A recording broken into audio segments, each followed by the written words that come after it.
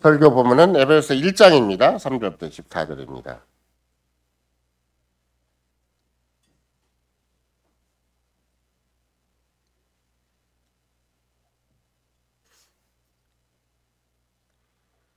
찬송하리로다 하나님 곧 우리 주 예수 그리스도의 아버지께서 그리스도 안에서 하늘에 속한 모든 신령한 복으로 우리에게 복 주시되 곧 창세 전에 그리스도 안에서 우리를 택하사 우리로 사랑 안에서 그 앞에 거룩하고 흠이 없게 하시려고 그 기쁘신 뜻대로 우리를 예정하사 예수 그리스도로 말미암아 자기 아들들이 되게 하셨으니 이는 그의 사랑하신 자 안에서 우리에게 거저 주시는 바 그의 은혜의 영광을 찬미하게 하려는 것이라. 우리가 그리스도 안에서 그의 은혜의 풍성함을 따라 그의 피로 말미암아 구속 곧 죄사함을 받았으니 이는 그가 모든 지혜와 총명으로 우리에게 넘치게 하사 그 뜻의 비밀을 우리에게 알리셨으니 곧 그 기쁘심을 따라 그리스도 안에서 때가 찬 경륜을 위하여 예정하신 것이니 하늘에 있는 것이나 땅에 있는 것이 다 그리스도 안에서 통일되게 하려 하심이라. 모든 일을 그 마음의 원대로 역사하신 자의 뜻을 따라 우리가 예정을 입어 그 안에서 기업이 되었으니 이는 그리스도 안에서 전부터 바라던 우리로 그의 영광의 찬송이 되게 하려 하심이라. 그 안에서 너희도 진리의 말씀 곧 너희의 구원의 복음을 듣고 그 안에서 또한 믿어 약속의 성신으로 인치심을 받았으니 이는 우리의 기업의 보증이 되사 그 얻으신 것을 구속하시고 그의 영광을 찬미하게 하려 하심이라. 사랑하는 성도 여러분, 금방 읽은 에베소 교회 첫 번째 보낸 편지의 첫 번째 부분, 그러니까 가장 먼저 인사말이 있는 1절과 2절을 뺀다면 본격적으로 그들에게 하고 싶은 얘기에 가장 첫 번째 표현이 3절부터 14절까지 되어 있는 것이죠. 물론 이 문장은 단순한 어떤 논술문 또는 어떤 이론적인 인과관계를 따진 어떤 그런 문장이라기보다는 찬양문이다. 마치 우리 여러분과 내가 금방 찬송을 했듯이 그런 시편이나 그런 찬송의 가사와 똑같은 형태로 되어 있는 것이죠. 또 이것이 그냥 단순한 문장이 아니다. 또 이것이 분명히 찬양의 형식을 따랐다라는 것이기 때문에 이게 실은 우리가 보통 한 문장이 끝나면 마침표가 있고 또 그 다음 문장이 시작되고 아니면 이제 그런 식으로 어느 정도 문장을 마무리하게 되어 있는데 헬라어 문장으로 한다면 찬송하리다에 걸린 동사 하나에 걸린 14절까지 한 문장으로 되어 있는 거죠. 나머지는 다 부속절이에요. 그러니까 전체가 한 문장이다. 예를 들면 헬라어 단어로 세어보니까 단어가 총 203가지인데 203개인데 203개가 전부 한 문장 동사 하나에 걸려 있어요. 찬송하려에 걸려 있는 것이죠. 바울 사도가 어떻게 본다면 그 문장을 끊지도 않고 그렇게 끝까지 긴 문장을 말하게 된 의도가 어떤 것인가? 물론 다른 그 역분에서는 할 수 없이 그게 한꺼번에 다 기록될 수 있는 형태가 아니고 또 기록하는 것 자체가 어떻게 보면 만연체로 인식이 돼서 더 복잡할 것 같으니까 영어 성경 같은 경우도 NIV 같은 경우는 이게 한 문장인데 8문장으로 바꿔서 번역을 했고 우리말도 상당히 많이 나눠놨어요.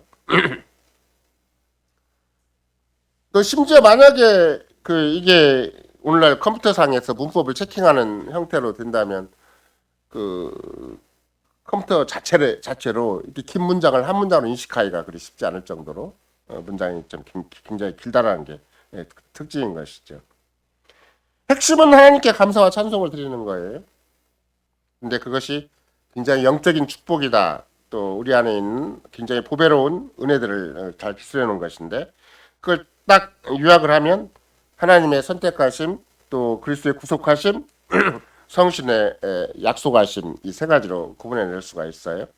그러니까 성부 하나님께서 우리를 선택하셔서 양자로 삼으셨고 또 성자 하나님께서 우리를 그의 보혈로 구속하셨고 그래서 우주 만물을 계속 구속하는 작업을 시작을 하셨고 성신 하나님께서 구속된 만물 안에서 영원한 생명을 누리도록 또 영원한 생명이 계속 진행되고 발전될 수 있도록 약속하시고 보증하셨다. 이게 이제 가장 핵심적인 내용이 되는 것이죠. 그렇게 생각을 한다면 결국은 하이델베르크 이론답 전체를 요약하는 것과 다름이 없고 또 성경 전체를 요약한 것과 다름이 없어요.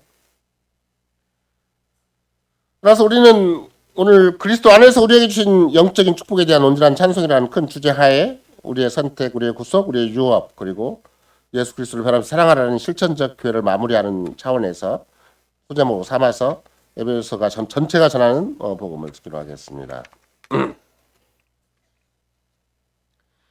지난번까지 우리가 일상적으로 살펴본 것은 우리 생활 속의 문제였잖아요. 부부간의 문제였고 부모와 자식 간의 문제였고 심지어 직장의 상사와 또는 그 고용과 피고용의 관계 이런 것들을 주로 살펴봤는데 구체에 다시 에베소 1장과 마지막 부분을 거론하는 이유 중에 하나는 우리의 삶의 현장, 일상 생활 속에서 뭐가 필요한가. 그러면 여러분과 내가 생각을 할 때 금방도 에베소 전체 또는 금방 3절부터 14절까지 잘 요약해서 말씀드렸지만 가장 기본적인 일상생활을 하는 데 있어서도 성부 하나님의 선택과 성자 하나님의 구속과 성신 하나님의 그 적용 또는 우리에게 주신 확증이 필요하다 이런 거예요. 그러니까 우리는 그저 그냥 밥 먹고 사는 것이고 날마다 잠자고 일어나는 것이고 어떻게 생각한다면 끊임없는 경제 생활을 하는 것이고 계속해서 부부간의 관계, 부모와 자식 간의 관계 또 직장생활 하는 것처럼 보이지만 그 어떤 삶의 현장에서도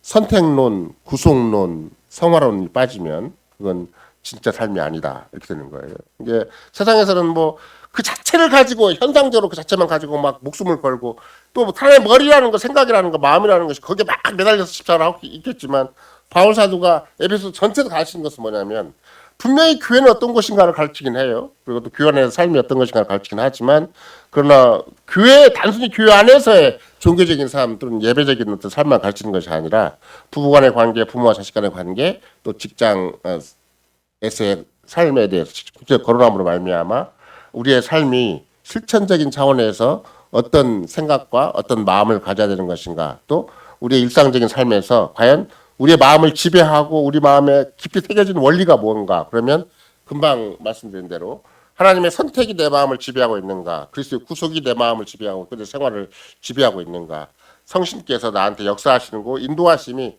그 약속에 대한 확증으로 나한테 지금 역사하고 있는가 이런 것이 굉장히 중요하다는 것이죠. 우리가 금방도 시편 118편에서 찬송을 했지만 버린 돌이 주께서 친히 모퉁이 돌, 머릿돌로 선택하셨다는 거였잖아요. 그러니까 결국은 이사야 선지자가 일관되게 우리에게 가르친 바는 뭐냐면 세상에서는 버림받은 그런 존재였지만 주께서는 당신의 백성을 구속할 만한 그런 종으로 부르셨다. 그래서 같은 맥락에서 베드로 사도가 1장 20절과 21절에서 말한 바를 인용을 하면 그런 창세전부터 미리 알리신 바 된 자나 이 말세에 너희를 위하여 나타내신 바 되었으니 그렇죠? 이제 창세전부터 미리 하나님이 준비하신 거예요. 근데 그리스도를 준비하셨는데 너희는 저를 죽은 자 가운데 살리시고 영광을 주신 하나님을 그리스도로 말미암아 믿는 자니 너희 믿음과 소망이 하나님께 있게 했다. 이렇게 베드로 사도도 구체적으로 특별히 베드로 서신을 그 당시에 흩어진 12지파에게 말하면서도 가장 먼저 이런 걸 종합해서 얘기를 하는 것이죠. 그러니까 그리스도가 세상을 창조할 이전부터 이미 지명되셨다. 그리스도가 우리의 구속을 위해서 이미 하나님이 당신의 아들을 선택을 하셨다. 이걸 분명히 얘기를 해요. 그래서 영원 전부터 하나님께서는 당신의 아들을 언약의 중보자로 그래서 택자들의 머리가 되도록 분명히 선택하셨다는 걸 분명히 강조를 하는 거죠. 그래서 결국은 그리스도와 우리가 하나가 되도록 당시의 성신을 보내시고 또 우리 안에 믿음이 일으켜지도록 한 거예요. 이런 걸 생각을 해보면 우리가 지금 교회를 다니고 이렇게 세상과는 구별된 삶을 살게 되는 것은 그냥 오늘의 문제가 아니고 또 우리의 주변의 환경과 여건의 문제가 아니라 만세 전에 하나님의 경륜과 관련된 것이고 하나님의 선택과 관련된 것이구나 이걸 금방 알 수가 있죠. 오늘의 문제를 내가 어떻게 대처하는 것인가의 가장 기본적인 에베소를 통해서 바울사도 가르친 바에 의한다면 내가 선택받은 자구나 이걸 생각하라는 거예요. 그러니까 그냥 어쩌다 보니까 인생이 이 땅에 던져졌다. 이렇게 또 우리 부모가 그냥 살다 보니까 나도 이 땅에 생겨났다. 이렇게 우연히 던져진 존재가 아니라 만세전에 하나님이 택하신 바가 있어서 이 땅에 이런 우리의 부모를 통해서 내가 이 땅에 존재해야 한다. 이렇게 확인하는 것이 굉장히 중요한 것이죠. 그러니까 하나님이 우리를 선택하신 것은 우리 안에 하나님 선택하신 만한 무슨 남다른 자격이 있다거나 남다른 뭔가 특별한 어떤 그 차이점이 있어서가 아니에요. 무조건 하나님의 선택이 있었고 특별히 하나님 선택하신다고 할 때는 선택이라는 말을 너무 막연히 써버리면 뭐 우리가 잘 가끔씩 시비를 벌이는 것이 뭐 옛날에 우리나라 민족을 위해서 김구 같은 사람도 있었고 뭐 유관순 같은 사람도 있었고 또 정말로 요새는 뭐 옛날 과거사가 잘 조명되는 것도 있겠지만 수령대왕도 있었고 그러면 뭐 수령대왕이 구원 받았느냐 안 받았느냐 자꾸 이런 걸 이렇게 말하기가 쉬운데 반드시 선택을 얘기를 할 때는 그리스도의 구속 안에서 선택을 얘기를 해야 되는 것이다. 이게 바울 사도의 입장이고 성경적 입장이 되는 것이죠. 하나님의 선택하시는 게 가장 핵심적인 건 뭐냐면 하나님이 기쁘신 뜻이에요. 하나님 기뻐하신 대로, 하나님이 좋으실 대로, 또 하나님의 뜻대로 이게 선택하심에 가장 중요한 것이 되는 것이죠. 그러니까 하나님의 완벽한 자유로운 결정, 하나님의 독자적인 결정인 것이지 누구 사람의 형편이나 세상의 조건이나 어떤 누구의 어떤 옆에 조언을 받았다거나 이런 게 절대 아니고 하나님의 단독적이고 자유로운 또 독자적인 선택이었다. 이게 굉장히 중요한 거예요. 그러니까 결국은 하나님의 어떤 품성을 거론하고 하나님의 사역을 거론할 때 우리는 하나님의 선택하심에 대해서 특별히 우리 안에 관계되어 있는 부분이 있기 때문에 우리는 하나님이 왜 우리를 선택하셨지? 이런 거나 똑같은 거죠. 지난번도 얼핏 말씀드렸지만 뭐 아이가 굉장히 그 날 때부터 뭐 굉장히 어려움을 겪는 아이가 참 많아요. 뭐 처음부터 뭐 심장이 안 좋다든지 아니면 여러 가지 의학적인 상황이 안 좋아가지고 굉장히 힘들고 하면서 뭐 수술을 몇 번 해야 되고 여러 번 하는데도 그 엄마가 하는 고백은 어떤 것인가? 네가 내 자녀로 나서 나는 너무나 기쁘다. 이런 말을 엄마가 할 수가 있는 거거든요. 부모는 그렇게 할 수가 있어요. 자식이 당장 뭐 그 건강 상태가 굉장히 안 좋은 상태로 태어났다 한다 할지라도 그 자식에 대해서 부모는 네가 태어나줘서 나는 고맙다. 이렇게 표현할 수가 있는 것인데 하물며 우리의 아무 조건과 상관없이 하나님이 만세지를 나를 선택하셨다는데 아무 감동도 없고 거기에 감흥이 없다는 것은 그만큼 우리가 얼마만큼 무지몽매하고 무감각하고 얼마만큼 참 마음이 굳어 있는가 거꾸로 생각할 수가 있어요. 육신의 부모도 참 말도 안 되는 나를 놔놓고 그렇게 네가 내 자식이 되어서 네가 나와 세상에 나를 통해 나와줘서 내가 고맙다는 말을 표현하는 방법인데 그것도 아기가 건강한 상태도 아니고 언제 어떻게 될지도 모르는 아기 상태를 놓고 부모가 고백하는 것이 바로 그런 건데 하물며 전능하신 하나님께서 이름과 나를 만세전에 선택하셔서 이 땅에 이런 형편과 이런 처지 가운데 이런 부모 밑에 나를 이 땅에 존재케 했다라고 생각을 한다면 내 마음이 얼마나 굳어져 있는가 얼마나 악해져 있는가 얼마나 메말라 있는가를 거꾸로 생각할 수가 있어요. 아무 세상에선 쓰잘데가 없는 그 아기가 그냥 나한테 평생 부담이 되고 될 수도 있고 이 자식이 평생 마음에 상처가 될 수 있는 건데 그 자식을 향해서 부모가 그렇게 표현하는 것인데 하물며 여러분과 내가 만왕의 왕이시고 만주의 주이신 그분이 만세전에 여러분과 나를 선택하셔서 이 땅에 두셨다고 생각한다면 육신의 부모는 한계가 있죠. 의학적인 한계도 있고 뭐 아이를 아무리 작히고 싶어도 인간적인 한계가 있어서 어쩔 수가 없다 할지라도 전능하신 하나님께서 만세전에 여러분과 나를 선택하셨다고 생각을 한다면 그게 보통 일이구나. 이게 내가 내 인생을 함부로 생각할 일이 아니구나. 전적으로 그분에게 달려있는 문제고 내가 아무리 이 땅에서 막 진짜 아까도 말씀드린 것처럼 아기가 숨조차도 못 쉬고 심장도 안 움직여서 쩔쩔매는 병상의 생활을 하고 있다 할지라도 엄마가 볼 때 내 자식이니까 그게 귀하고 그게 감사하고 그게 내 삶의 전체를 바치더라도 내 자식을 한번 끝까지 네가 존재만 해준다면 나는 고맙다 이렇게 생각하는 게 부모거든요. 그러면 우리가 이 땅에 존재하는 것 자체도 얼마나 만세전 하나님께서는 나를 기뻐하시고 좋아하시겠는가. 이걸 거꾸로 생각을 해보면 이게 내가 어설프게 세상에서 불만하고 이렇게 불평하고 막 조건 가지고 따지고 세상에서 좀 처진 인생 가지고 쩔쩔매고 그럴 필요가 없다. 이게 그럴 문제가 아니구나.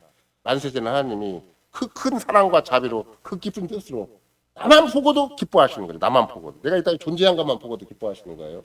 아까도 그런 자식이 힘든 고생을 수시해서 하는 걸 보고도 엄마가 그렇게 고맙다고 표현하듯이 하늘에 계신 하나님께서 나만 존재할 것만 보고도 기뻐하신다라고 표현할 수 있는 것이 선택이라는 것이지 이게 선택하거나 말하거나 나는 내 인생 살아간다 이게 절대 그런 게 아니에요.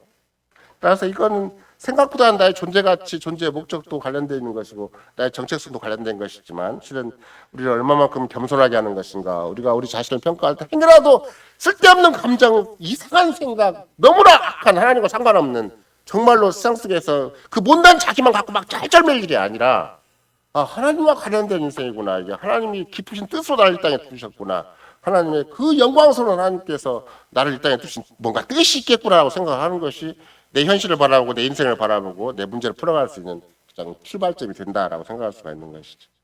그래서 우리가 어느 만큼 하나님 앞에 겸손해야 되는 것인가, 내가 내 인생을 내가 잘 사는 것이 얼마나 중요한 것이고, 내가 생각하나 마음 하나 그런 감정 하나 품는 것이 얼마나 중요한 것인가, 정말로 그분을 내가 인정하고 사랑할 수만 있다면 얼마나 위대한 삶이 되겠는가, 이걸 충분히 짐작하고 나오고 있는 것이죠.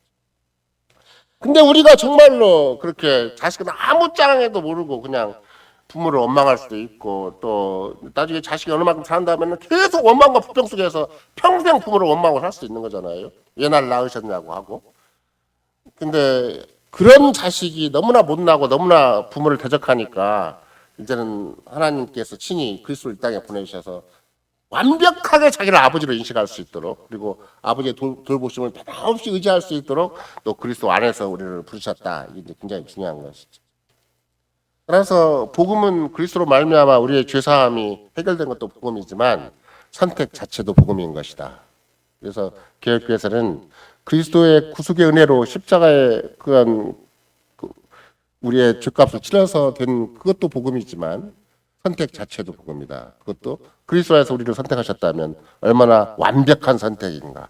조금도 실수가 없고 실패가 없는 그런 완벽한 선택이시기 때문에 내가 이 땅에 살아가는 것은 끝까지 하나님의 선택 때문에 오늘도 살고 내일도 살아가는 것이고, 내가 현실에 절대 무너질 수 없고 나의 못난 것 세상에서 온갖 복잡 미묘한 한계가 있다 한다 할지라도 내가 결코 함부로 좌절할 수 없는 것은 왜 그러는 것인가? 하나님의 선택하심이 있기 때문에 그렇다. 그게 바울사도가 가르치는 거예요. 에베소 교인들이라고 해서 대단한 인생이 아니라고 그랬잖아요. 우상숭배가 가득한 에베소 도시에서 알테미스 신전이 아니면 먹고 살 수 없는, 우상숭배가 아니면 먹고 살 수가 없는 그런 문화 환경 속에서 극소수가 교회 안에 부름 받은 거예요. 에베소 교인들이 이런 거 나처럼 막 대단하게 막 엄청난 대형교회를 형성한 게 아니고 모든 도시 사람들은 다 에베소 신전 가서 먹고 살아요.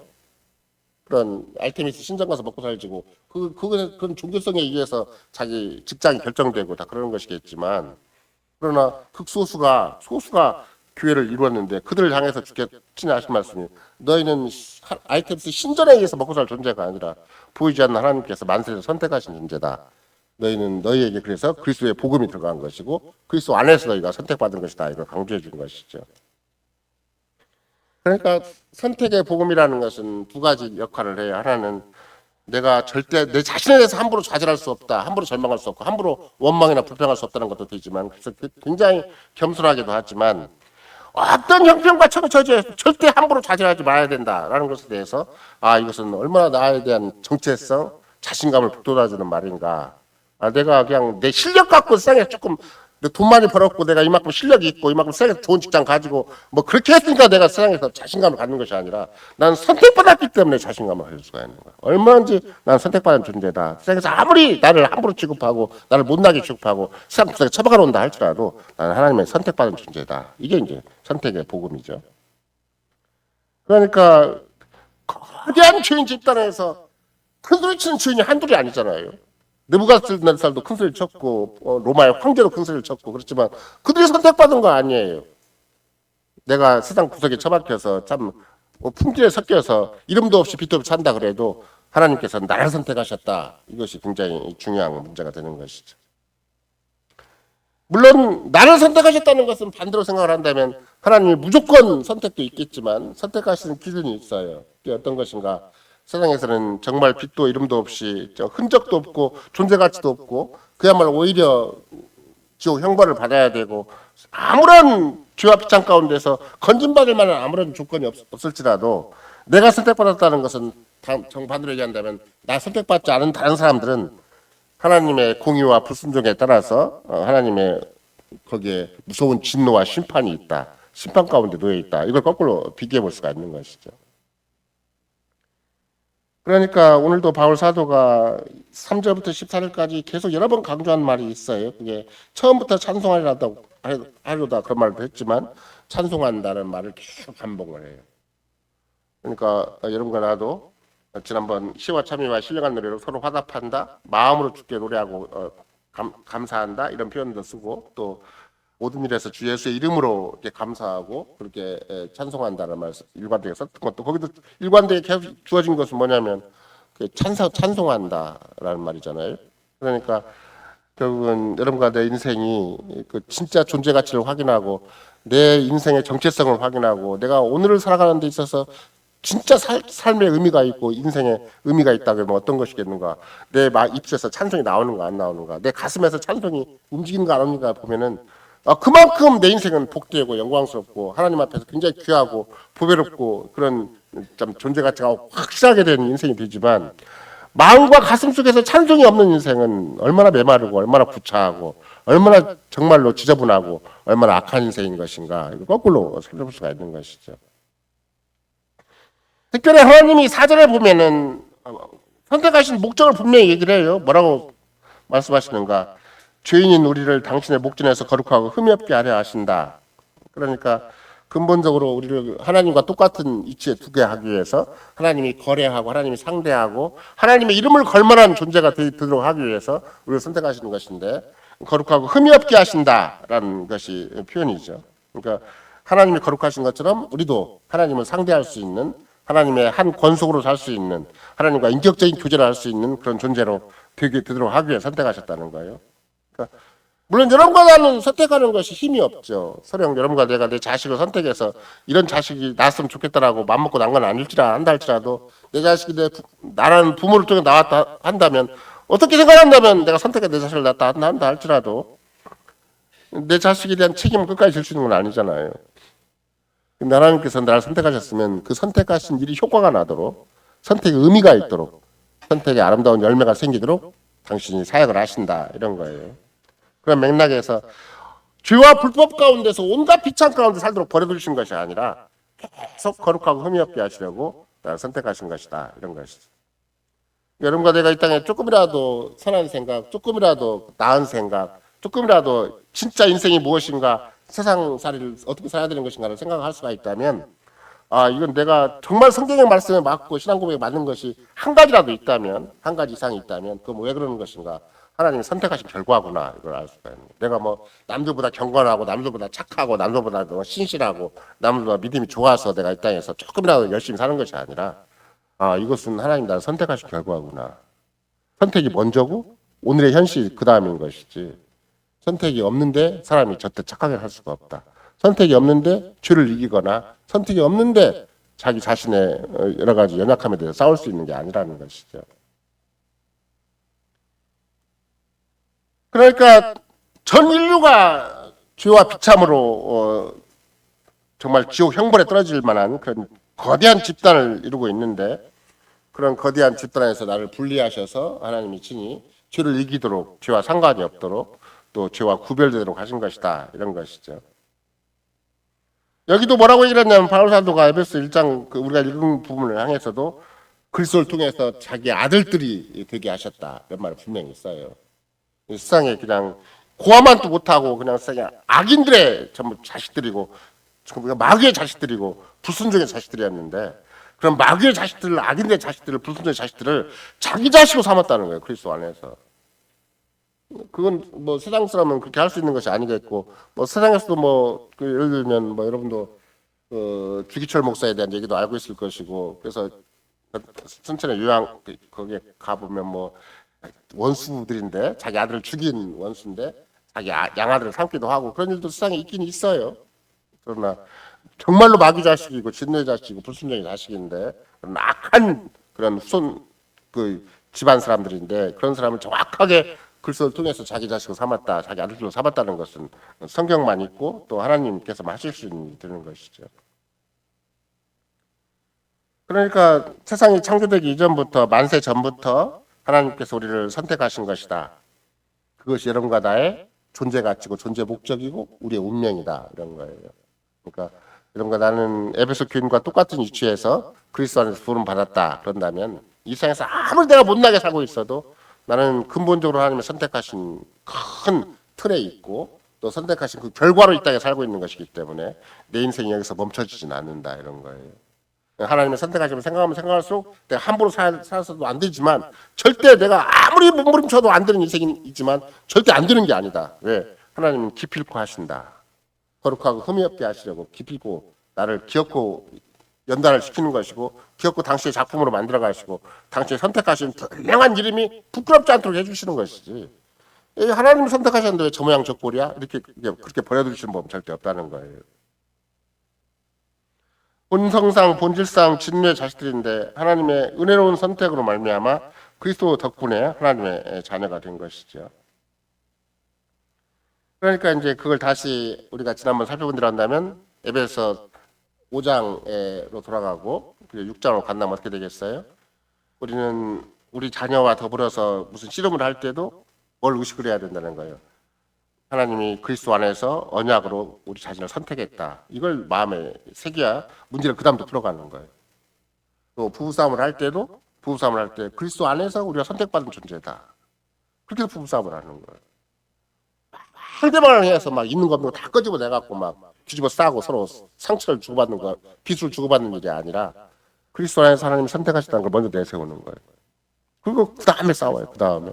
그럼 당연히 성신께서 싸울 힘을 주시고 싸울 기회를 주시는 것이고 싸움이 정확하게 하나님의 뜻에 맞도록 하나님의 영광을 드러내도록 그 싸움의 현장에서 갈등의 현장에서 하나님의 나라가 하나님의 통치가 이루어지고 그리스도의 은혜가 새겨지게 하시고 오히려 하나님의 선택이 더 찬양되게 해주시는 것이다. 그러니까 똑같은 부부싸움을 하더라도 이게 정말 하나님의 선택이 확인돼서 하나님께 감사와 찬송을 올릴 수 있는 것이 우리의 부부싸움인 것이지 이 세상사가 똑같이 그냥 적당하게 그냥 부부싸움 물베기야 이렇게 끝낼 문제가 절대 아니에요. 우리는 죄와 빚잔 때문에 허덕이는 문제고 우리 안에 연약함이 있고 우리 안에 본질적으로 그런 아까도 표현한 것처럼 순종의 자식들이고 마귀의 자식들이고 그래서 도무지 사고방식이 안 바뀌고 우리 감정이 안 바뀌고 우리의 상대방을 향한 어떤 최소한의 그런 우리의 인격적인 입장이 안 바뀌지만 그럼에도 불구하고 주께서는 우리를 그리스도 안에서 구속하셔서 하나님의 선택이 확인되도록 해주신 것인 만큼 우리는 어떤 부부싸움을 하고 부모와 자식 간의 갈등이 있다 할지라도 우리는 하나님의 선택을 내세우고 그리스도의 구속을 내세우는 것이 얼마나 중요한 것인가. 이건 삶의 굉장히 구체적인 현장에서 내가 신앙 고백을 할 문제인 것이고 그만한 성경은 풍부하게 이런가 나의 삶을 그렇게 인식하고 현실을 가름해 나가도록 그렇게 문제를 대처해 나가도록 하시는 것이지 부부싸움 부부싸움이고 예수 믿는 건 예수 믿는 거다 이렇게 끝나는 문제가 절대 아니에요. 그러니까 우리의 자녀들도 하나님의 진노 아래에서 그런 죄의 노예로 마귀의 노예로 또는 불순종과 저주의 진노의 자식으로 살던 자들인데 그들에서 분리하도록 우리에게 이제 언약적인 관계를 형성해 주신 것이죠. 그런 맥락에서 이런 거 내가 뭐 예를 들면 뭐 하나님 말씀에 순종한다라는 말 쓸 때 물론 구체적으로 뭐 내 이웃에 대해서 해코지를 하지 말아야 되고 정말 뭐 예를 들면 하다못해 그 마음으로 서로 용서를 해야 되고 이런 굉장히 구체적인 문제도 있지만 진짜 순종할 것이 무엇인가 그 중에 가장 큰 순종이 어떤 것인가 하나님의 선택에 순종을 해야 돼요. 마음을 내가 하나님의 선택받은 존재지 내가 세상에서 아무리 못난 인생이고 정말 이렇게 누추한 삶의 현실이고 지금도 이게 삶의 현장에서 막 온갖 죄와 온갖 비참과 온갖 잡다한 그런 인간의 열악한 현실이 막 어떻게 보면 우리의 삶을 근본적으로 흐리게 하는 현실이 있다 할지라도 이런가 내가 현실적으로 믿음이 필요하고 순종이 필요한데 그 믿음과 순종이 어떤 것인가 하나님이 선택하심에 대해 순종을 해야 되겠다. 선택을 믿어야 되겠다. 이렇게 생각을 해야 되는 거예요. 그게 성부 하나님께 복종하는 길이에요. 그냥 우리는 그냥 믿거나 말거나가 되는 게 아니고 똑같은 문제와 똑같은 현실 세상사가 똑같죠. 돈 문제가 나오면 똑같이 힘들고 건강 문제가 나오면 똑같이 힘들고 집안 간에 인격적인 갈등이 생기면 그만큼 힘들어요 서로. 근데 하나님의 선택이라는 걸 내세우고 그래서 구속을 내세우면 그때부터 믿음이 필요하고 그때부터 성신을 의지하는 게 필요하고 그때 하나님께 기도가 필요한 것이 되는 거죠. 사람의 방법이나 사람의 생각으로 사람의 감정을 막 주고받는 게 아니에요. 정말 하나님의 선택을 딱 깊이 순종을 하게 되면 선택을真正 믿고 의지하게 되면 그럼 하나님 선택하신 우리가 왜 이 모양이 그럽니까라고 자기를 돌아보게 되는 것이고 그러니까 우리 스스로는 이 문제 해결이 안 되는 걸 알고 그리스도를 의지하게 되는 것이고 성신을 의지하게 되는 것이지 뭐 선택 빼고 뭐 그러거나 말거나 성경은 뭐 선택이 뭐 대단한 거야 이렇게 생각을 해버리면 하나님과 관계를 끊어버리는 거예요 자기가. 하나님의 관계는 하나님 선택하시면 시작한 것인데 하나님이 하신 일을 근본적으로 무시해버리는 것이 되는 것이기 때문에 그 어떤 순종도 의미가 없어져 버려요. 우리의 가장 큰 순종은 하나님께 선택에 대한 순종인 것이다. 그러니까 선택을 기본적으로 믿고 의지하고 그 안에서 내가 내 삶을 갈무리해야 되는 것이지 하나님 선택 빼놓고 다른 걸 갈무리한다는 것은 종교적으로 아무리 열심히 살아도 뭐 로마 카톨릭의 신부들처럼 막 수도원 가서 막 뭐 이렇게 열심히 살아도 근본적으로 하나님의 선택을 놓쳐버리면 어떻게 되는 것인가? 그 참 무의미한 인생이 돼버려요. 또 본질적인 순종이 안 되는 것이죠. 그래서 하나님의 선택 경륜은 근본적으로 어디까지 하나님이 우리를 인도하시는 것인가? 하나님의 선택 경륜은 하나님 앞에 감사와 찬송을 드리도록 하는 것이다. 굉장히 중요해요. 여러분과 내가 정말 선택을 내가 믿는가 안 믿는가? 선택을 제대로 인정하는가 안 하는가? 선택에 순종하는가 안 하는가? 뭘로 가름할 수 있는가? 마음에 감사와 찬송이 나오는가 안 나오는가를 생각할 수 있어요. 잘 생각하면 여러분 정말로 하나님이 선택하심이 있다면 내가 이 세상에서 그렇게 고생하고 그렇게 앞뒤가 안 맞고 그렇게 세상에서 밀려다니고 무슨 세상에서 쓰레기처럼 취급받고 내 직장에서도 못난 처럼 취급받는다 할지라도 내 집안에서 가장 머저리로 가장 열자가 기간 말로 내가 취급받는다 일이다 할지라도 하나님의 선택 앞에서는 다 무너져. 그냥 그 연기처럼 사라지고 안개처럼 사라지는 문제인 것이지. 하나님의 선택이 우리한테는 가장 강한 실력이고 그게 가장 강한 우리 삶의 근거가 토대가 되는 것이지. 하나님의 선택 빼고 나는 선택 말고 내 인생이 이만큼 훌륭해. 나는 이만큼 세상에서 성공했어. 아무 소용이 없어요. 하나님의 선택을 의지해야만 오늘도 튼튼하고 내일도 튼튼할 수가 있어요. 선택이 아닌 것은 절대 우리가 의지할 만한 것이 아니다. 그러니까 우리는 내가 아무리 못나고 형편이 없고 이 땅에서 정말 세상 사람이 조롱할 만한 인생을 살아간다 그래도 하나님의 선택을 끝까지 생각을 하면 뭐가 생기는 것인가? 신비하게 하나님의 성신에 의해서 그리스도에 의해서 내 안에 감사와 찬송이 나오게 되어 있어요.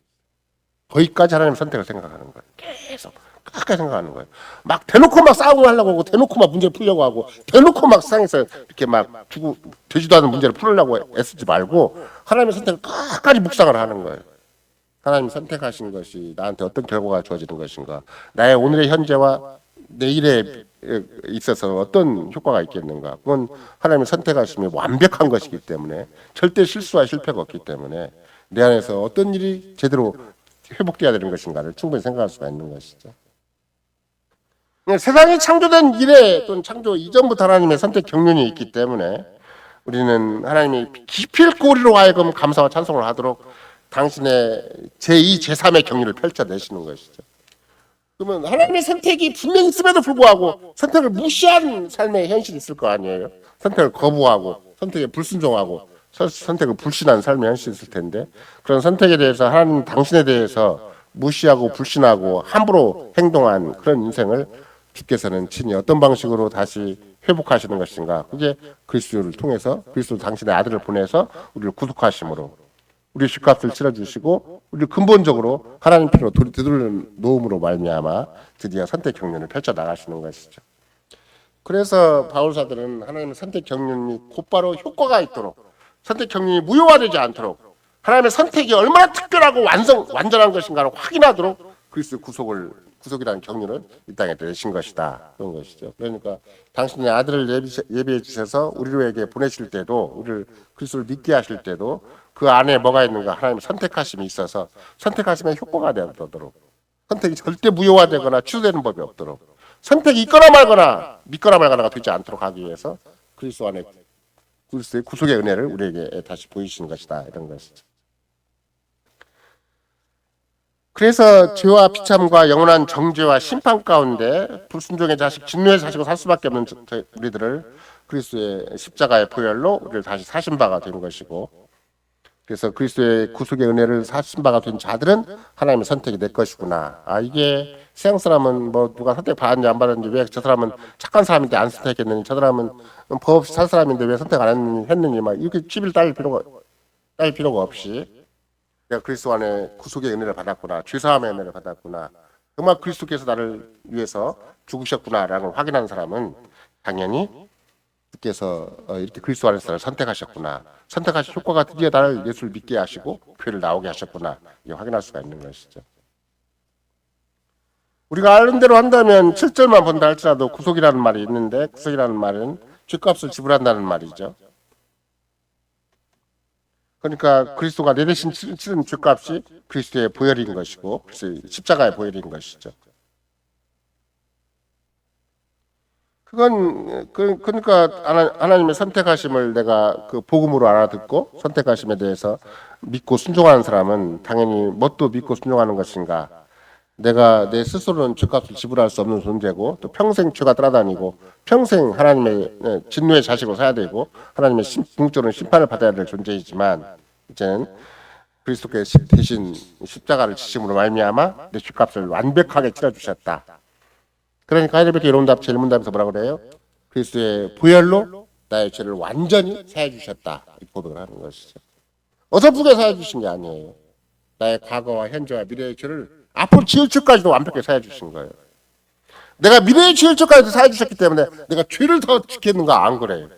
그 사죄함을 의식한 사람은 사죄를 믿고 계속 바라보는 사람은 죄를 훨씬 더 적게 지는 것이고 죄와 싸워서 이기려고 하는 것이고 근본적으로 그리스도를 더 바라보고 의지하게 되어 있는 것이지. 이스라엘 사람은 그리스도를 모르니까 하나님의 선택을 모르고 그리스도의 구속을 모르니까 죄를 더 많이 짓고 자기 자행자재하는 거예요. 그냥 그리스도를 믿고 의지할수록 그런 나의 죄값을 치러주는 것을 정말로 확인할수록 나는 더욱더 죄에 대한 싸울 용기가 생기는 것이고 근본적으로 그리스도의 구속의 은혜 가운데서 내 자신을 찾게 되는 것이죠.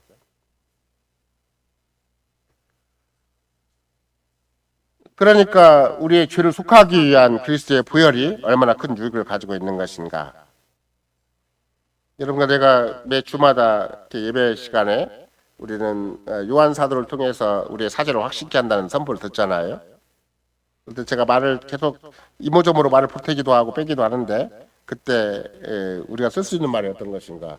우리는 우리의 모든 삶의 현장에서 죄사함을 즐기십시오. 이런 말을 쓰는 거예요. 죄사함을 즐겨봤어요? 그리스도가 내리신 십자가에서 죄값을 치러주신 사실, 그래서 내 죄가 용서받은 사실을 즐길 수가 있는가? 굉장히 중요해요. 나는 하나님의 선택도 즐겨야 되지만 생활 속에서 내 어떤 문제 속에서 복잡 미묘한 현실 앞에서 하나님의 선택도 즐겨야 돼요.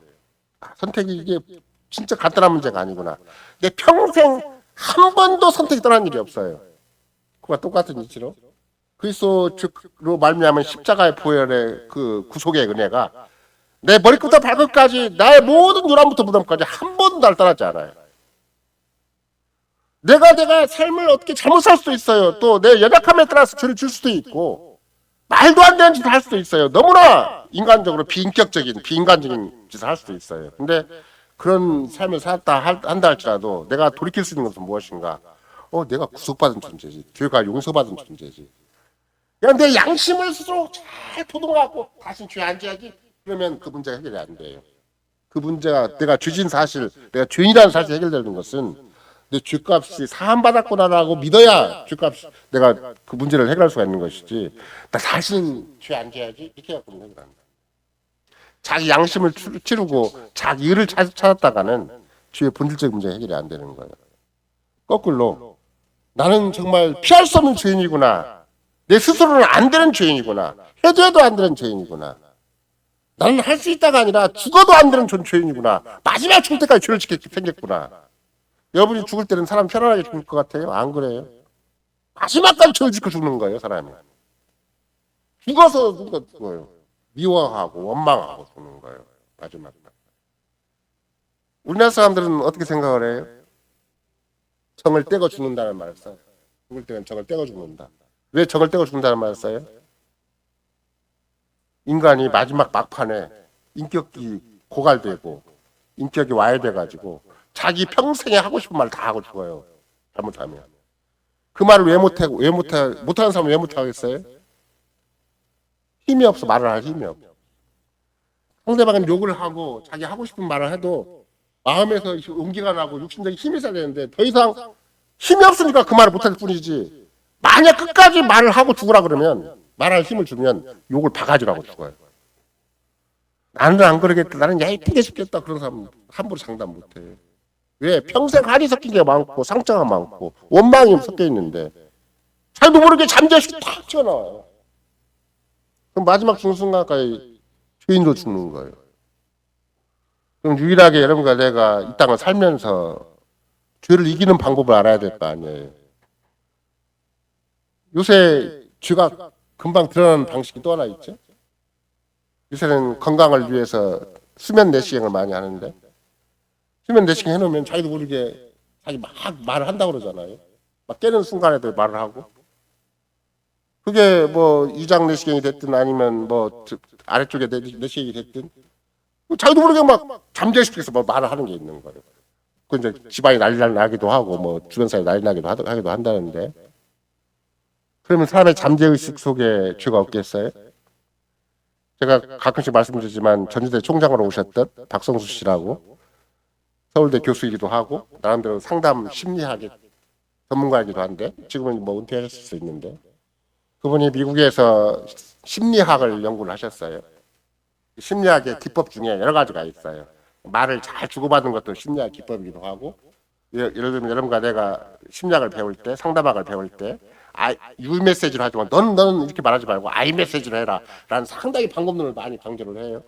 근데 진짜 심리학이 상당히 의학적인 수준 또 정신적인 수준까지 가는 게 뭐냐면 그게 최면요법이고 그 잠재의식을 개발하는 요법이에요.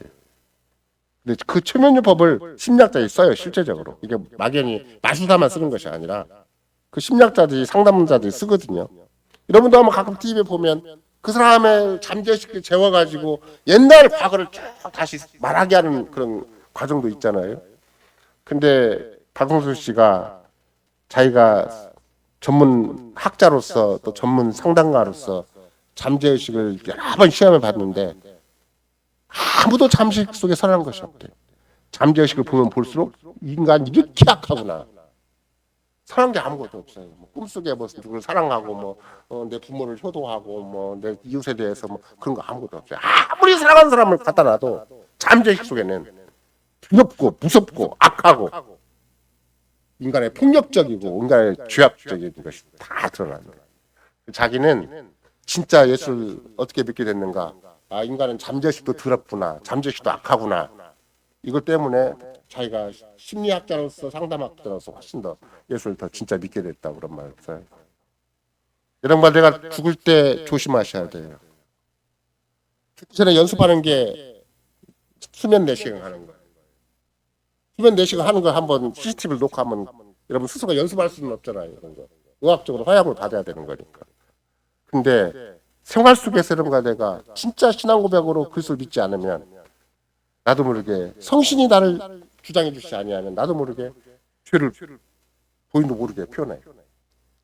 자, 뱃속에 남아있는 거, 내 인생에 깊이 잡혀 있는 게 죄예요. 절대 남을 인정 안 해요. 절대 남을 사랑하지 않아요. 다까지 나 하는 게 있어요. 아무도 나를 건드리기만 하면 막 뭐가 팍팍팍 쏟아나. 근데 그리스도 안에서 여러분과 내가 이렇게 엄청난 죄인인가를 끊임없이 신앙 고백을 하고 이 죄 때문에 그리스도가 죽으셨다. 나는 그리스도의 십자가를 의지하지 않는 한 절대 죄 문제를 해결할 수 없다고 고백하는 사람은 하나님의 성신께서 그 생각을 주신 것이고 하나님의 성신께서 그와 함께 하시기 때문에 오늘 눈앞에 보이는 현실 앞에서 나를 굉장히 괴롭히는 사람이 있고 나를 죽이려고 하는 사람이 있고 나에게 온갖 빚을 들여대는 사람이 있다 할지라도 그 사람에 대해서 마음이 그렇게 막 안 움직여요. 왜? 성신께서 그리스도의 보혈 때문에 나에게 전혀 상대방에게 화살을 돌리지 않을 수 있는 오히려 상대방을 평가하고 비판하고 상대방을 판단하는 것보다 자신에 대한 판단이 더 깊기 때문에 상대방은 내가 충분히 알지는 못하잖아요. 나하고 관계 속에서 나를 약간 좀 어떻게 생각하냐면 나한테 잘못되어 준 것밖에 없는 건데 내가 상대방을 대하는 마음은 더 악한 게 많아요. 그러니까 성신께서는 네가 어떤 존재인가를 상대방이 나한테 공격한 것보다도 상대방이 나를 비판하고 평가함보다도 자기 자신 안에 있는 심적인 움직임, 감정의 움직임을 더 깊이 보게 하셔가지고 네가 얼마나 죄인인가를 알게 하세요. 너도 네 자신이 아무리 남들이 볼 때는 신사 승려처럼 보이고 남들 볼 때는 체면 챙기고 상당한 위치에서 남들하고 부모니까 어쩔 수 없고 자식이니까 어쩔 수 없다고 생각할지도 몰라도 속에서는 뭐가 움직이는 것인가? 무서운 죄가 움직이는 것이다. 근데 그 죄를 자기가 아는 순간 그리스도께서 얼마만큼 나에게 구속의 은혜를 베푸셨는가. 구속의 은혜가 아니면 내가 하루 사는 것이 사는 게 아니구나. 멀쩡하게 신사복 입었고 멀쩡하게 순교복 입었고 멀쩡하게 체면 챙겼지. 속에 죄가 움직이는 거구나. 근데 우리 인격이 거기서 멈추는 게 아니에요. 또 마귀가 흑작질을 해요. 나를 건드려요. 상대방에 대한 비판, 판단을 계속 더 일으켜줘요. 내가 상대방은 내가 부모이기 때문에, 내가 부부기 때문에, 내가 부모와 자식 관계이기 때문에, 내 주변에 이웃 관계이고 친구 관계이기 때문에 나는 내가 스스로 제한을 하려고 그래도 마귀는 내 속에다가 계속 불을 질러요. 인간이 그런 거 아니라는 걸 알려줘. 그런 맥락에서 내 안에 있는 죄로 말미암은 연약성을 이기고 마귀의 온갖 흑작질을 이길 수 있는 방식은 무엇인가? 그 하나님의 성신이 할 수 있는 것이고 그리스도의 구속으로만 할 수 있는 것이다. 그러니까 내가 왜 구태여 바울 사도가 에베소에서 부부관계를 얘기를 하고 부모와 자식 관계를 얘기를 하고 또 보통의 인간관계를 얘기를 하는 것인가? 그게 독특하게 그리스도의 구속의 은혜 가운데서 또 하나님의 선택하시는 가운데서 성신께서 우리에게 인을 치는 과정 속에서 그렇게 삼위 하나님이 역사하지 않는 한 어떤 인생도 자유로울 수 없다. 이렇게 얘기를 합니다.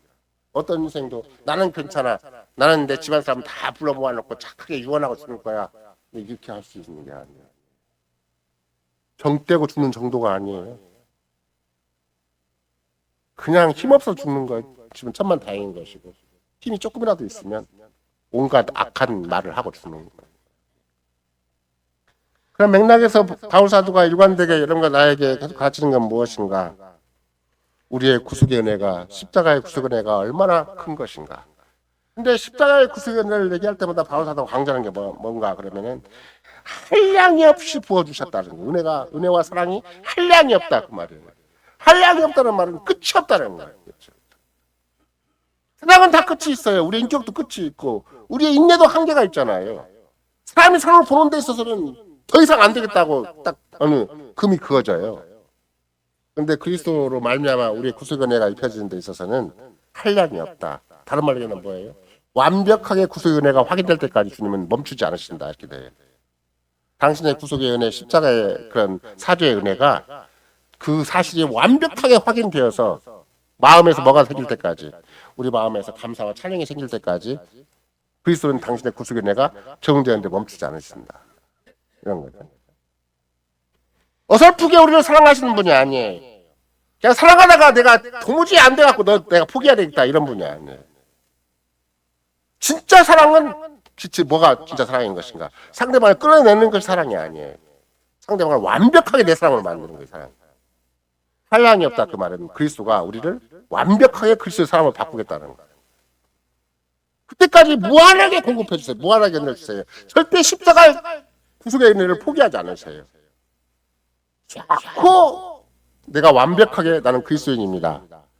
나는 내 몸과 영혼이 그리스도의 것입니다. 고백할 때까지 나를 끝까지 붙잡지 않고 계속 교회를 다니게 만들고 양심이 걸리게 만들고 마음속에 고통이 있게 만들고 생활 속에 연단이 있게 만들고 어떻게 하더라도 네 인생은 그리스도의 구속받은 자야. 네가 그리스도의 것이지 네가 네 것이 아니야라는 걸 확인시키는 거예요.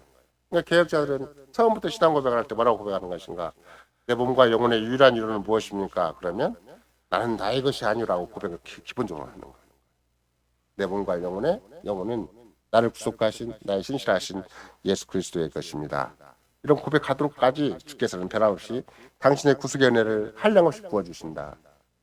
이게 머리끝부터 발끝까지 충분하게 젖도록 하시는 것이고 내 인생의 요람부터 무덤까지 완벽하게 구속의 은혜가 적용되도록 젖도록 구속의 은혜가 풍부히 젖어서 내가 그리스도를 크게 알고 높이 알고 전부로 알도록 그렇게 하실 때까지 절대 포기하지 않으시기 때문에 한량없이 해보시는 거예요.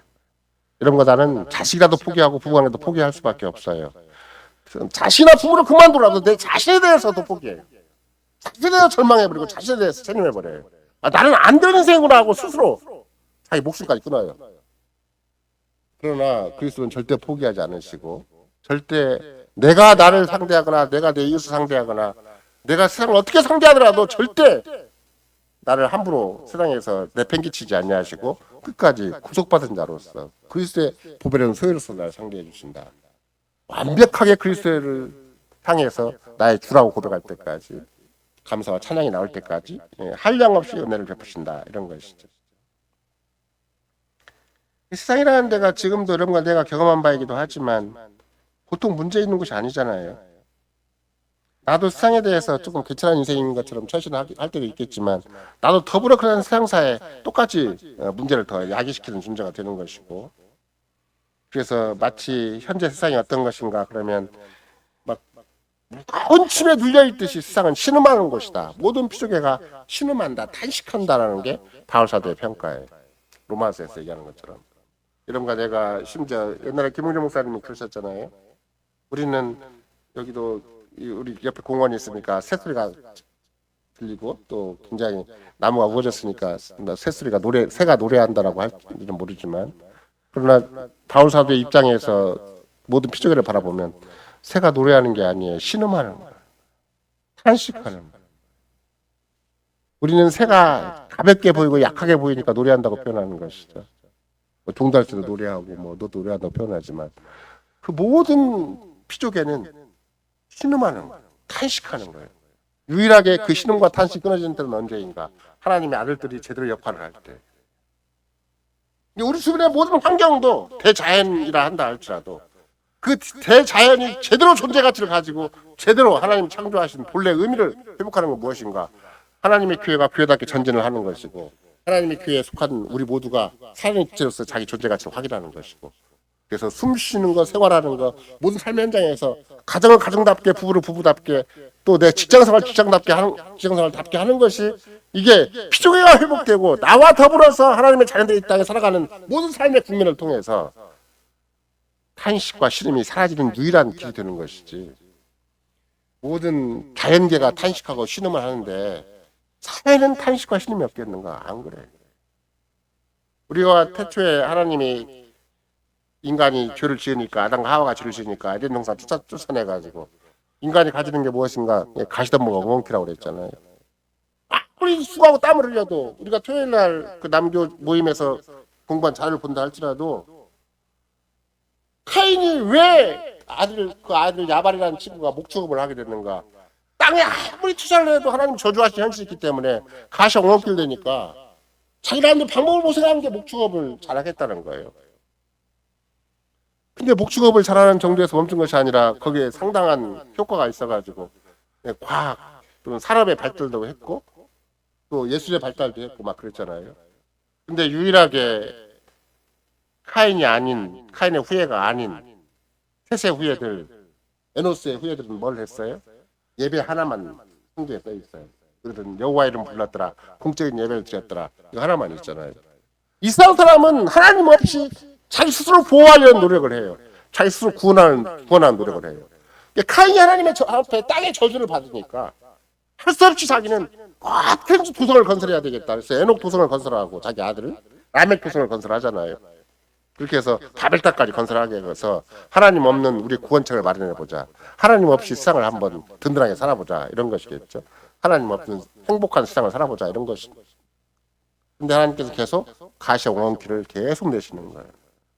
그러면 카인이 성을 건설했기 때문에 카인이 큰 목축업을 경영했기 때문에 아니면 산업을 재편성을 하고 또는 과학과 문명을 더 왕성하게 했기 때문에 살 길이 생기는 거 안 그래요. 여러분이 행여라도 자녀들 중에 그 뭐 예술계, 음악계, 미술계 아니면 다른 문화계, 연예계 쪽에 자녀를 진출시키는 사람이 있었다 그러면 그 세계는 정말로 튀기는 경쟁을 해야 돼요. TV에서 보는 갑자기 무슨 선발된 사람들은 특수대에 불과한 거예요. 그 배우에는 수많은 청소년들이 자지에서 자살도 하고 온갖 집안 전체가 다 뒤집어지고 엎어진 일이 비일비재한 건데 불구하고 TV는 뭘 우리에게 주는가? 그것도 명분이 화려한 성공한 사람들만 얘만 보여주는 거예요. 그 말은 무슨 얘기인 것인가? 가시덤불과 엉겅퀴는 사회 일반에 깔려 있어요. 모든 삶의 일반에 깔려 있어요. 정치, 경제, 사회, 문화, 예술 없는 곳이 없어요. 거기면 온갖 가시덤불과 엉겅퀴가 얼마나 맛이 있겠어요. 여러분 뭐 할만한지 뭐 어떤 그룹이 참 노래 잘한다, 춤을 잘 춘다, 세계적으로 유명하다, 뭐 빌보드 차트에 몇 개 올라갔다 별짓 다 해도 그 사람들이 거기까지 올라갈 때는 앞으로도 마찬가지예요. 조금이라도 뭐가 실수가 생기고 뭐가 문제가 생기면 금방 땅에 떨어져 버려요. 지옥에 떨어져 버려요. 그 사람들은 자기 삶을 유지하기 위해서 또 그만큼 또 신경을 쓰고 노력을 해야 되는 것이고 보이지 않는 가시덤불과 엉겅퀴는 피할 수 없는 하나님의 저주의 현실이기 때문에 그걸 사람이 스스로 제거하겠다고 한다면 그게 얼마만큼 무모한 노력인 것인가. 하나님께 드리는 예배가 아니고 하나님께 드리는 감사와 찬송이 아니고 하나님을 향한 우리의 믿음이 아닌 한 가시덤불 공동체는 절대 제거되지 않아요. 근데 바울 사도는 에베소 교인들한테 그런 우상숭배적인 삶, 그런 자기 성취적인 삶, 자아실현적인 삶, 자기 성공을 모색하는 삶이 진짜 삶이 아니라 그리스도 안에서 하나님의 선택을 더 즐거워하고 감사하고 하나님의 성신을 의지해서 그 우리의 현실을 살아가는 데 있어서 우리가 얼마나 부장되고 얼마나 풍부한 복이 약속된 인생인 것인가, 얼마나 아름다운 가치와 참으로 세상에서 행만할 수 없는 위대한 인생인 것인가를 계속 성신께서 우리에게 확인시켜 주신다. 그러니까 너희는 이런 삶을 살아라. 대신 절대 부부관계 속에서, 부모와 자식 관계 속에서, 일반 직장생활, 사회관계 속에서 하나님의 성신의 역사하심, 그리스도의 구속하심, 하나님의 선택하심 놓치지 말아라. 이게 가르치는 거죠. 그러니까 세상 사람들은 막 먹고 사는 게 하나 매달리고 막 그 인기 매달리고 상대방한테 인정받은 거 매달리고 거기서 출세하고 놓치지 않으려고 생명력을 지지 않으려고 막 온 시간과 온 정력과 자기 모든 걸 다 쓰겠지만 여러분 나는 그렇게 몸부림칠 필요가 없어요. 변함없이 어떤 삶의 현장에서도 뭘 인정하면 돼요. 그리스도를 인정하면 되는 것이고 하나님을 인정하면 되는 것이고 성신을 의지하면 되는 것이기 때문에 바울 사도가 빌립보 에베소 교인들한테 얘기를 할 때는 세상에 가장 하나님께서 지혜로운 방식으로, 가장 능력 있는 방식으로, 가장 보배롭고 은혜로운 방식으로, 가장 복된 방식으로 주님은 교회를 세워주셨고 당신은 그리스도와 교회와 함께 하심으로 말미암아 교회 살아있는 지체가 되는 것이 얼마나 위대한 일이고 영광스러운 일이고 복된 일인 것인가, 이걸 이제 계속해서 가르치는 것이죠. 따라서 그리스도 안에서 우리의 죄사함을 내가 즐긴다는 말은 먹고 사는 문제뿐만이 아니에요. 이 생존 정제가 치열한 현실도 마찬가지예요. 뭐 세상적인 정신, 세상적인 원리, 세상적인 기준만 본다면 모든 게 다 불안할 수밖에 없어요. 내가 설령 어떤 경우에 상당한 직장의 지위에 올라가 있고 상당히 성공한 뭔가 아이템을 가지고 자기가 산다 그래도 불안하기는 마찬가지예요. 왜? 여전히 가시덤불과 엉겅퀴에 쌓여진 삶이기 때문에. 그러나 그리스도 안에서 하나님의 선택을 받은 자로서 성신이 내 안에 역사하는 삶은 절대 흔들리지 않아요. 그건 가시덤불과 엉겅퀴를 충분히 극복할 만한 일이 되는 것이고 죄를 이기고 세상을 이기고 마귀를 이길 만한 힘이, 그 아름다운 능력이 거기에 있는 것이지, 세상에 먹고 사는 문제 쩔쩔매야 되고 막 상대방이 어떻게 나한테 해칠까 안 칠까, 저 사람이 나한테 적인가 아닌가 이걸 다 따져가지고 인간적인 처신을 해야 되고 막 비굴하게 그 사람들 앞에 말도 안 되는 인생 앞에 고개를 숙여야 되고 이런 거 아니에요. 우리는 생활 가장 깊은 일선에서 날마다 살아가는 일상생활에서 모든 삶의 현장에서 그리스도를 의지해야 된다. 하나님의 선택을 즐거워해야 된다. 그리스도 구속을 즐거워해야 된다. 성신이 나를 가르치고 인도하심을 즐기는 차원에서 이 땅을 사는 것이 얼마나 중요한 것인가. 이걸 바울 사도가 계속해서 에베소에서 가르치는 것이죠. 따라서 내가 그리스도 안에 있는가 없는가, 내가 그리스도의 구속의 은혜를 입고 있는가 안 입는 것인가, 그리스도의 십자가의 구속의 은혜는 오늘도 나한테 어떻게 적용되는 것인가, 내가 진짜로 이 땅을 살아간다고 그럴 때 내 마음에 진짜 평안과 진짜 용기와 진짜 지혜와 진짜 능력은 어디서 나오는 것인가?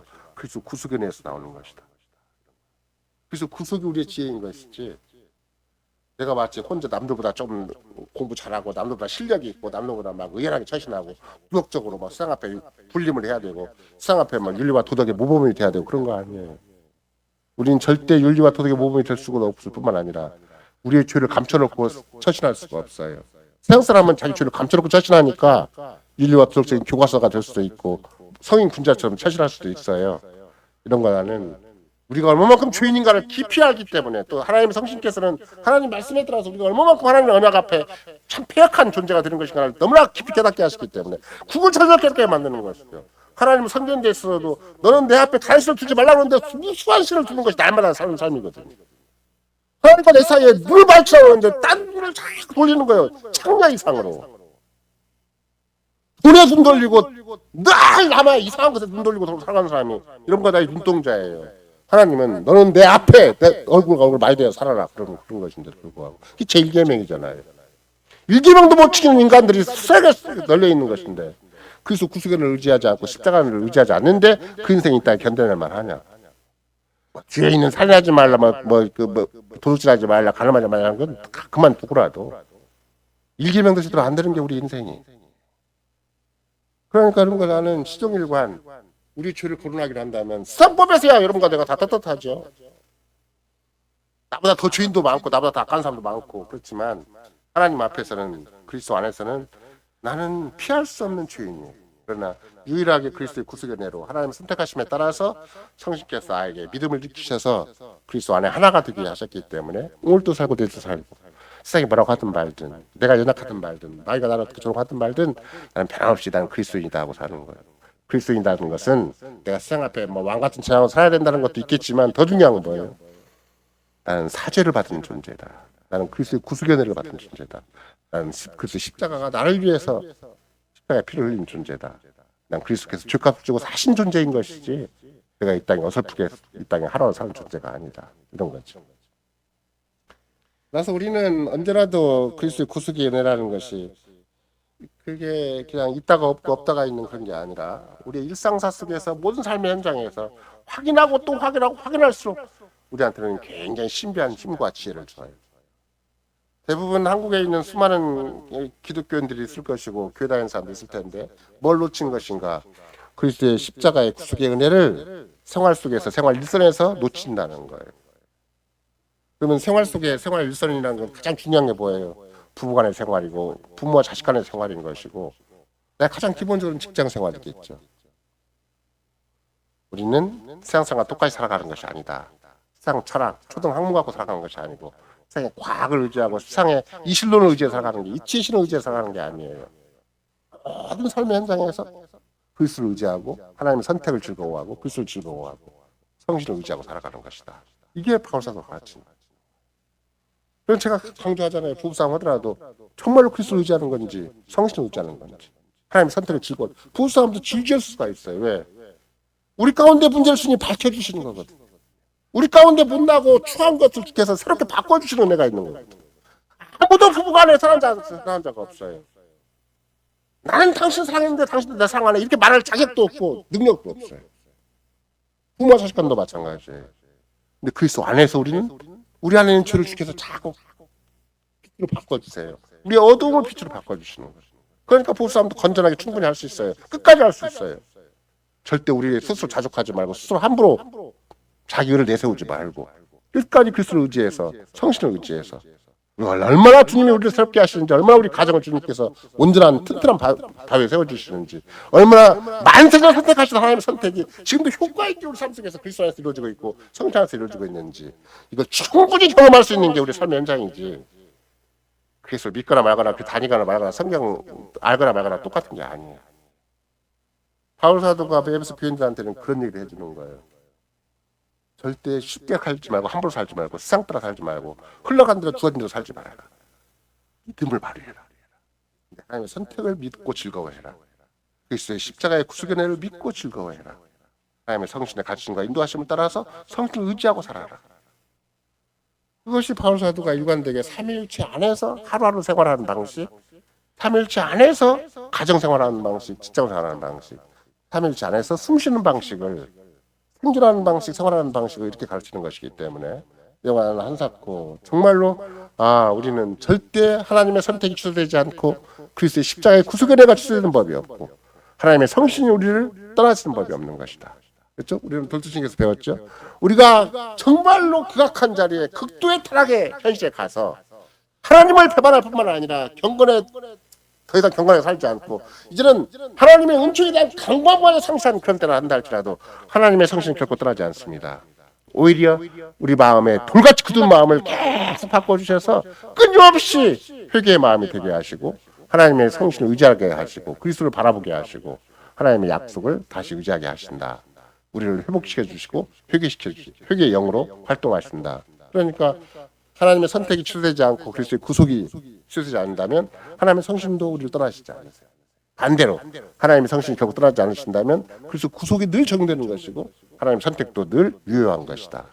이 삼위일체 하나님의 그런 구속의 경륜, 선택 경륜, 그런 성화의 경륜은 늘 우리와 함께 있는 것이지 절대 어떤 우리가 안에 죄악이 움직이고 우리 안에 온갖 갈등이 있고 어떤 인간관계가 악화되는 현실이 있다 할지라도 또 세상에 끊임없이 우리를 조롱하고 우리를 함부로 취급한다 그래도 그렇게 해서 우리가 인생이 사라지거나 우리가 함부로 좌절하거나 우리가 할 일을 못하는 건 절대 아닌 것이다. 이런 것이죠. 그러니까 바울 사도가 에베소 교인들한테는 그런 얘기를 하는 거예요. 너희들의 인생은 너희 것이 아니다. 넌 너희 것이 아니요. 난 나의 것이 아니요. 너는 몸과 영혼도 우리의 신실하신 구주에게 속한 것이다. 그걸 계속해서 바울사도가 우리에게 가르쳐주는 것입니다. 그러니까 계속해서는 우리는 개혁교회니까 돌도 신경을 통해서만 제1장이 하나님의 선택과 위기다 이렇게 이론적으로 배우는 것이 아니라 바울사도는 에베소 교인들한테 그냥 평소에 하는 얘기들을 해주는 거야. 에베소 교인들이 정말로 우리와 똑같은 취약한 조건을 가지고 있고 그 당시에 세상 문화 오늘날은 차라리 이런가 내가 무슨 종교적인 자유가 있다고 해가지고 함부로 국가가 종교를 강조하는 형편에 있다거나 내 직장생활을 갔는데 너 왜 우상숭배 안 하냐 이렇게 따지는 사람 없을 거 아니에요. 그런데 에베소 교회 당세 형편을 보면 우상숭배하지 않으면 진짜 쫓겨나요. 우상숭배하지 않으면 그 사회 관계에서 떠나야 돼. 에베소 교인들은 우상숭배를 거부해야 되는 것이고 그리스도의 교회에 속한 자다운 그런 신앙 고백을 따라야 되는 것이고 그러니까 그 당시에 있어서는 더 심각한 문제죠. 우리가 계속해서 모세의 인생도 마찬가지고 요셉의 인생도 마찬가지였잖아요. 야곱의 인생도 마찬가지였죠. 요셉이 아무리 그런 위대한 그런 애굽의 그 고대 사대 문명권 안에 그런 탁월한 정치 지도자로서 경세가로서 그런 큰 리더십을 발휘한 그런 정말 부귀영화로 한다면 타에 추종을 불허할 정도로 부귀영화를 누린 존재이지만 애굽을 절대 마음에 두지 않았잖아요. 하나님의 언약의 세계, 하나님의 약속의 땅은 따로 있다고 생각을 해서 내 시체도 여기다 두면 안 된다. 이런 거 나도 현실을 그렇게 살아야 돼요. 내가 절대 이 불신 세계 속에 내 인생을 거기다 함부로 정착시키면 안 된다. 여기다 정을 두면 안 된다. 나는 끝까지 그리스도께서 하나님께서 미리 선택하시고 그리스도 안에 나를 부르시고 당신의 성신으로 나를 계속 익혀주시는 이 신비한 은혜의 세계다 내 인생에 현주소를 둬야 되는 것이고 내 인생에 종착점을 둬야 되는 것이지 절대 내가 함부로 세상에다 정을 두면 절대 안 된다. 눈에 보이는 세상에 함부로 속으면 안 되는 것이고 세상에 나를 인정해주고 평가하는 데다 내 마음을 함부로 쏠리면 안 되는 것이다. 이런 것이죠. 결국은 여러분과 내가 이런 존재라는 것은 우리 스스로의 실력을 잘 가다듬으면 내가 경건 생활을 잘하면 내가 나름대로의 남다른 생활을 잘하면 뭐가 된다는 그런 것이 아니라 바울 사도가 계속 강조하는 것은 삼위 하나님께서 얼마만큼 절대적으로 주권적으로 철저하고 자상하게 내 삶을 지도해 주시는 것이고 내 삶을 확인시켜 주시는 것이고 내 삶의 그런 구속의 은혜 하나님의 선택으로 말미암은 신비한 그런 효과를 내게 해주시는 것인가 이런 것을 계속 일반대에 가르치죠. 그러다가 마지막 6장에 가면 결론 부분이죠. 결론 부분에서 바울 사도가 또 우리에게 좀 더 확고부동하게 좀 더 현실적으로 좀 더 실천적으로 가르치는 게 있어요. 마지막 에베소 6장은 24절의 결론이죠. 이 4절에 보면 이런 표현이 있어요. 우리 주 예수 그리스도를 변함없이 사랑하는 모든 자에게 은혜가 있을지어다. 이런 구속의 은혜, 이런 신비한 그런 하나님의 선택의 은혜, 정말로 선택의 복음, 구속의 복음, 그런 은혜의 복음이 일관되게 여러분과 나에게 있을 때 바울 사도가 마지막으로 축도 겸 마지막 인사말로 사는 얘기는 뭔가? 우리 주 예수 그리스도를 변함없이 사랑하는 모든 자들에게 이렇게 얘기를 해요. 이게 우리말로는 변함없이 사랑한다고 써 있잖아요. 변함없이. 그러니까 이제 내가 굳은 의지를 가지고 사랑해야 되겠다. 이렇게 생각하기가 참 쉬운데. 근데 이 변함없이라는 말을 좀 더 원문에 가깝게 번역을 한다거나 아니면 다시 한번 생각을 해보면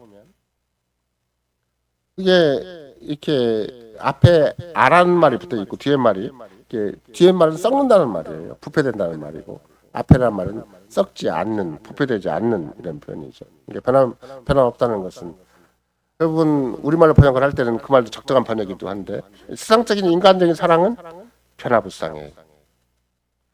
부모도 자식에 대해서 사랑이 어느 때 자꾸 바뀌어요.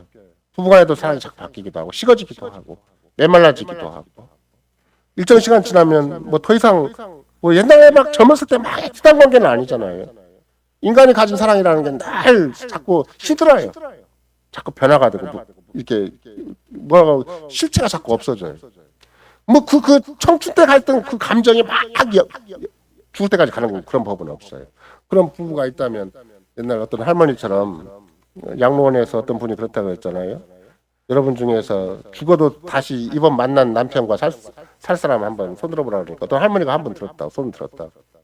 그래서 강사가 너무 퇴근하고 어떻게 이렇게 부부간에 이렇게 오붓한 정으로 어떻게 사셨는데 죽어도 다시 태어나도 다시 지금 남편과 살겠다고 마음 작정하시니까 그러니까 그 할머니 하는 말이 그 말이에요. 다 그놈이 그놈이요. 할머니도 겪을 만큼 겪어서 인생을 살아가는 것이고 특별한 남자가 따로 있고 특별한 여자가 따로 없는 거예요. 다 주인이고 다 그만큼 한계가 있는 것이고 뭐 대단한 매력이 있고 대단한 뭐 여자가 되고 남자가 돼서 사랑은 절대 아니에요.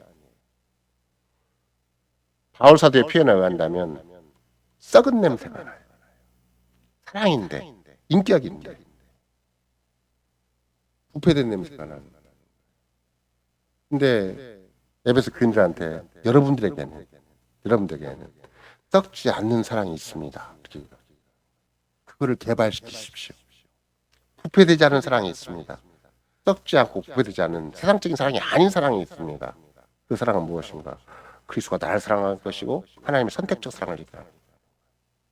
하나님이 그 무한하신 자비하심으로 한량없는 은혜로 그리스도를 나한테 보내주셔서 예수를 믿게 하시고 그리스도 안에 속하게 하시고 그래서 하나님의 선택을 감사하고 찬송하게 하신 것은 그 하나님의 선택적 사랑이고 그리스도의 구속적 사랑이고 그 하나님의 선택적 사랑과 구속적 사랑을 반영한 자로서 내가 이 땅을 살아가면 나는 변함없이 그리스도 안에 있을 수가 있고 변함없이 하나님과 관계 안에 있을 수가 있고 변함없이 성신의 의지에서 이 땅을 살아갈 수가 있는 것이다. 그러니까 바울사도 얘기할 때는 변함없이 끝까지 사랑해라 이렇게 강조했다기보다는 네가 가진 바, 너에게 부여된 바, 너에게 얼마인지 확인할 수 있는 바 이런 신비한 사랑이 있으니까 이런 진짜 생명의 사랑이 있고 진짜 은혜로 말미암은 사랑이 있으니까 그 사랑을 놓치지 말아라 이런 뜻이죠.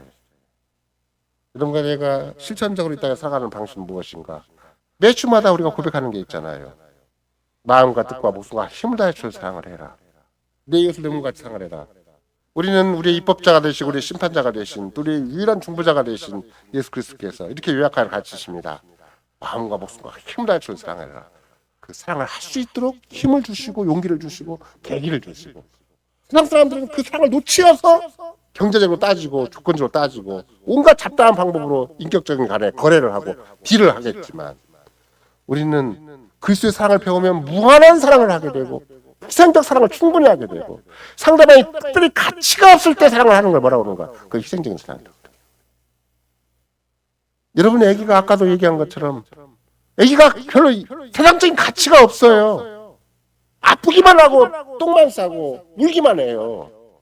근데 부모가 그 사랑을 할 때는 그거 희생적인 사랑이라고 그래요. 왜? 아직 아이가 사랑 구실을 못하는데 부모이기 때문에 자식을 향한 사랑을 무한한 사랑, 그 희생적인 사랑이라고 하는 거잖아요. 근데 그리스도가 여러분과 나에게 주신 사랑이 그런 거예요.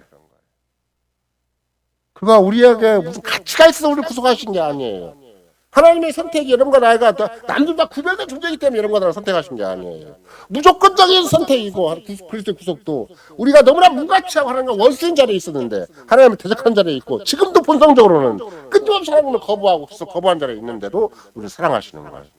그 구속적인 사랑, 하나님의 선택적인 사랑은 세상에는 없는 사랑, 세상에는 할 수 없는 사랑. 우리는 얼마든지 할 수가 있다고 매주마다 주님이 선포해 주시는 거예요. 마음과 뜻과 목숨과 힘을 다해서 사랑할 수 있는 길이 있다. 언약적으로 살아라. 믿음으로 살아라. 교회 안에서 말씀을 듣고 살아라. 성도의 교제를 유지하고 살아라. 절대 세상적인 가치나 세상적인 목적이나 세상과 더불어서 막 거기서 네 인생을 빛내려고 하지 말고 교회 안에 살면 지체로서 네 인생을 살면 믿음으로 살면 은혜로 살면 그리스도를 믿고 의지하고 그리스도를 중심으로 살면 정말로 하나님의 언약으로 안에 살면 이 사랑은 절대 식어지는 법도 없고 변하는 것도 없고 썩는 법도 없고 냄새나는 법도 없고 한계가 지는 법도 없다. 이 사랑은 무한한 사랑이고 이 사랑은 정말로 아름다운 사랑이고 끝까지 세상을 움직이는 사랑이고 사람을 움직이는 사람이고 나를 살리고 이웃을 사랑하는 교회를 세우는 사랑이기 때문에 하나님 나라를 세우는 사랑이기 때문에 이 사랑을 변함없이 발휘해라. 그러면 주께서는 한 번 삼위 안에서 약속하신 사랑 그 은혜와 그 선택과 그런 우리를 구속하신 그 유업은 절대 무너지지 않는다. 이런 것을 마지막 인사말로 하고 주께서 이런 은혜가 너에게 있을지어다. 이런 사랑과 은혜가 같이 가는 것이다.